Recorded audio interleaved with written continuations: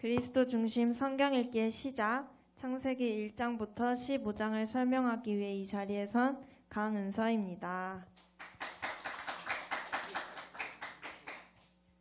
먼저 그리스도 중심 성경 읽기에 동참하고 계시는 모든 성도 여러분을 진심으로 축복합니다. 창세기부터 요한계시록까지 성경의 주인공이신 예수님을 중심으로 말씀을 읽으며 마음에 하나님께서 주시는 소망을 가득가득 채우시는 시간이 되시기를 축복합니다. 아멘. 자, 그럼 창세기에 대해 자세히 살펴보도록 하겠습니다. 창세기는 첫 책이죠. 하나님의 창조와 그리고 인간의 타락, 그리고 그러한 인간을 사랑하시는 하나님의 은혜의 시작을 담고 있습니다. 성도 여러분, 제가 질문 하나 드리겠습니다.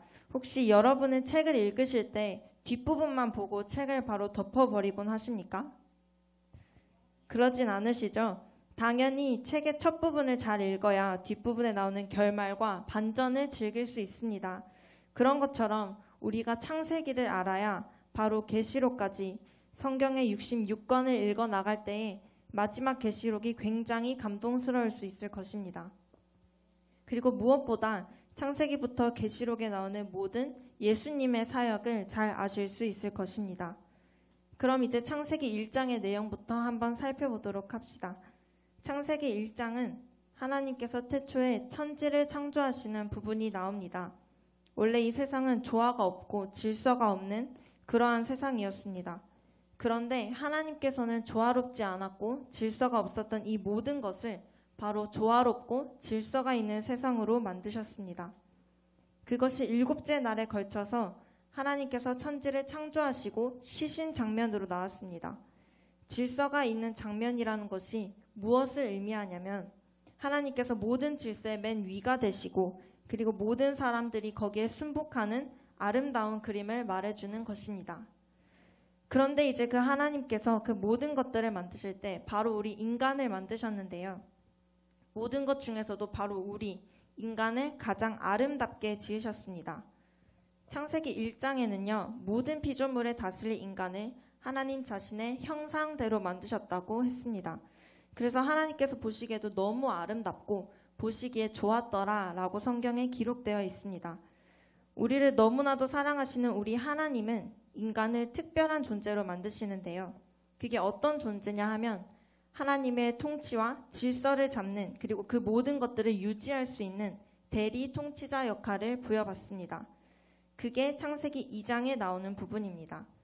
그리고 하나님께서 최고의 질서를 잡으시고 그리고 인간 역시 그 질서에 순응해야 한다는 것을 가르쳐 주시기 위해서 우리가 잘 알고 있는 바로 이 선악과를 두십니다. 그리고 그것을 먹지 말라라고 명확히 이야기하십니다. 그것이 무엇을 의미하냐면 오직 하나님만이 선이 무엇이고 악이 무엇인지 그리고 무엇이 옳고 무엇이 그른지 무엇이 가치롭고 무엇이 가치롭지 않은지 결정하시는 분이라는 뜻입니다. 또한 모든 인간과 그 피조물은 그 결정을 따를 때에만 행복하고 기쁠 수 있다는 그러한 의미였습니다. 그치만 3장으로 넘어갈 때 인간이 타락해버리는 장면이 나옵니다. 사탄이 인간에게 꼬드기는 내용은 이거였습니다. 선악과를 따 먹어라. 이 말의 핵심은 너도 하나님이 될 수 있다. 네가 모든 질서의 최고가 될 수 있다. 네가 무엇이 옳은지 그른지 결정할 수 있다라고 말하는 것과 똑같았습니다. 그리고 아담과 하와는 결국 선악과를 따 먹음으로써 내가 하나님의 기준에 따라야 된다고? 아니, 내가 기준을 만들겠어 라고 선언한 것과 똑같았습니다.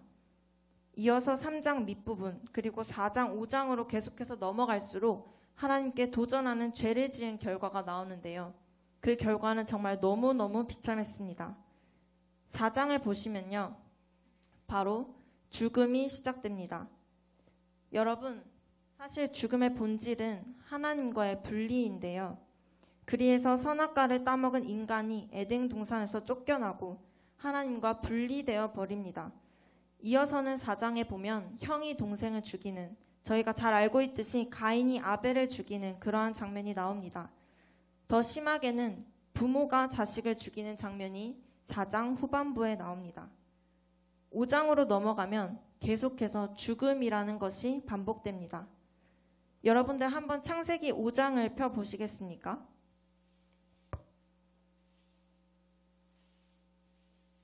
창세기 5장을 잘 살펴보시면 족보가 나와 있는데요. 그 족보에 나오는 많은 사람들은 아주 오래 삽니다. 저희는 100년이 거의 최대치라고 하면 그 사람들은 900 몇십 년, 정말 많게 그렇게 살죠. 그렇지만 우리가 주목해야 할 점은 그들이 오래 살기는 하지만 모두 죽었더라 그렇게 끝이 난다는 것입니다. 6장으로 넘어가면요. 하나님께서 사람의 창조를 한탄하시는 장면 그리고 슬퍼하시는 장면이 나옵니다. 그래서 결국 하나님께서 결심하십니다. 한 의인과 그 가족들 그리고 짐승들을 보존하시고 나머지는 모두 심판해 버리시겠다라고 결심하십니다. 그래서 어떻게 될까요? 하나님께서는 의인 노아와 그의 가족 그리고 짐승들을 택해서 방주를 통해서 구원하시고 모두 홍수를 통해서 심판하시죠. 그럼 우리 모두 다 한 번쯤은 이렇게 생각해 볼 수 있을 것입니다. 아, 의인들만 남았으니까 그 다음부터는 세상이 좀 더 나아지지 않았을까? 라고 말이죠. 근데 절대 그렇지 않았습니다. 이후 6장부터 10장까지의 이야기는 노아 의인과 그 자손들마저도 타락해 버립니다. 죄로 인해서 오염되어서 고통스러운 세상을 만들어가는 과정이 계속해서 등장합니다. 결국 11장에서 인간은 바벨탑을 쌓아서 하나님께 또 도전합니다. 그들 역시 내가 하나님의 기준에 따라야 된다고? 아니야, 나도 내 기준을 만들어서 하나님과 동등해지겠어 라고 선언해 버렸습니다. 그게 바로 우리가 잘 알고 있는 바벨탑 사건의 이야기입니다. 1장부터 11장의 내용을 간단하게 요약하자면 인간이 타락한, 그래서 망쳐버린 이 세상을 인간 스스로는 절대 회복할 수 없고 인간 스스로는 자기 자신을 구할 수 없다라는 것을 말해주는 것이죠. 이렇게 되면 우리는 또 한 가지 물어볼 수 있을 것입니다.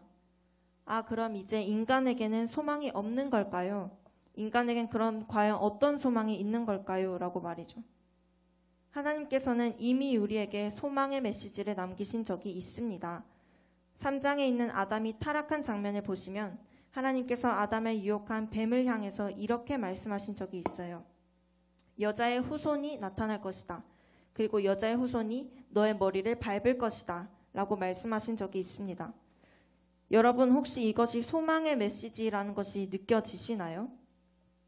복음이라고 치기에는 아주 희미하긴 하지만 장차 인간의 후손으로 나올, 여자의 후손으로 나올 누군가, 그 누군가가 누구일까요?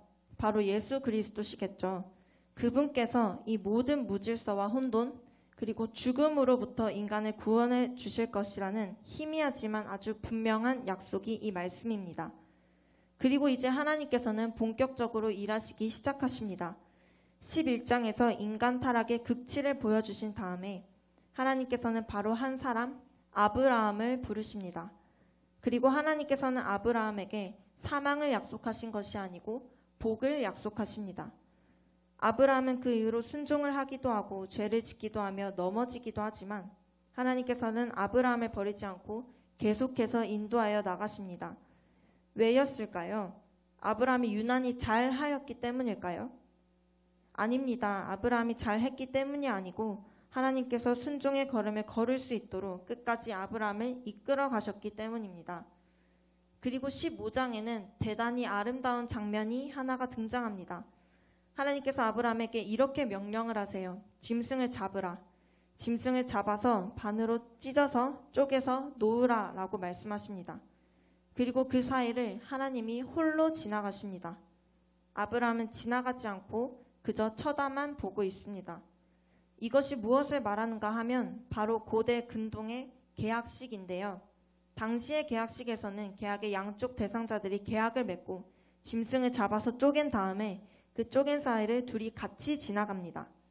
무슨 의미냐? 둘 중에 한 사람이라도 약속을 지키지 않으면 쪼개서 죽여버리겠다는 그런 의미죠. 아주 무시무시한 의미였습니다. 그런데 그 사이를 아브라함은 지나가지 않고 오로지 하나님만 지나가십니다. 이것은 하나님께서 이렇게 말씀하시는 것입니다. 내가 만일 약속을 지키지 않는다면 내가 쪼개지겠다. 그런데 이 다음이 중요합니다. 너가 만일 약속을 지키지 않아도 내가 쪼개지겠다. 이렇게 말씀하시는 의미였습니다. 여러분 한번 생각해 보십시오. 우리가 약속을 잘 지키면 복을 주겠다고 말하는 신들은 세상에 많습니다. 하지만 우리가 약속을 어긴다 하더라도 우리에게 복을 주겠다고 약속한 신은 세상에 별로 없는 것 같습니다. 당연히 이 이후에도 아브라함을 비롯한 인간들이 때론 순종하기도 하지만 정말 무수히 많이 불순종하게 됩니다. 그렇지만 이 모든 죄의 결과를 사람들이 지는 게 아니고 바로 장차 오실 예수 그리스도께서 우리가 당해야 되는 모든 죄를 대신 지십니다. 그리스도께서 우리가 당해야 되는 모든 죄를 지시고 우리가 받아야 되는 쪼개지심, 즉 십자가에서 살이 찢기시는 고통을 맞이하게 되신 거죠. 아브라함과 약속하시며 자신이 대신 쪼개지겠다고 하신 그분의 약속이 성취되었다고도 생각할 수 있겠습니다. 예수 그리스도 그분의 대속의 공로로 인해서 우리가 아브라함과 더불어 주님을 믿는 모든 아브라함의 자손은 복을 받을 수 있게 되었습니다. 처음부터 되게 은혜로운 이야기가 이렇게 나오는데요. 우리가 믿는 하나님이 이 은혜로운 하나님이시며 이 은혜로운 하나님이 우리에게 순종을 명령하십니다. 또한 그분이 질서의 최고봉이라고 우리에게 말씀하십니다.